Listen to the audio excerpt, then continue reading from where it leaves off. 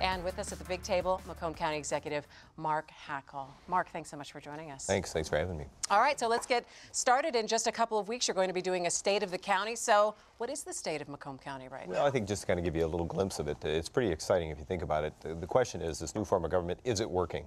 And what they asked for is a more efficient, effective, and ethical form of government. And what we're really going to do is kind of get people to understand what's been happening.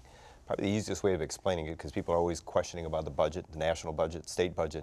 But if you look at Macomb County's budget, and over the last 2 years, really 3 years, because we had to deal with a budget that we were given when we first got into office in 2011. In a 3-year process or budgeting cycle that we've had to deal with, we've had to close a $52 million budget gap. We did that without any gimmicks, without any layoffs, and now not only have we closed that gap, we have a $35 million surplus for the county itself. So there's been a lot of remarkable things that have been done with the budget alone, and we've given that AAA bond rating, much like our counterparts next door to us in Oakland County. So financially, the county is extremely stable, and we're seeing a lot of growth as far as population growth as well as investment growth in Macomb County. There's a lot of good that's happening, and we're going to explain that in more detail at this state. Well, Mark, you're still going through a good deal of growing pains with this new charter.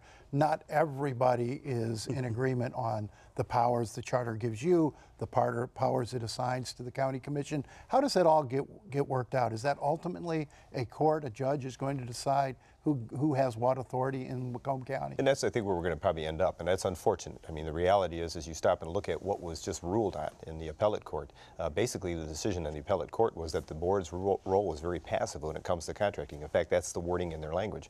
It gave a tremendous amount of responsibility to the executive, which is what we were trying to tell them to begin with, that the contracting starts with the executive. We decide what contracts go forward. They get to take a look at those contracts and either vote them up or vote them down. They can't change the terms of those contracts.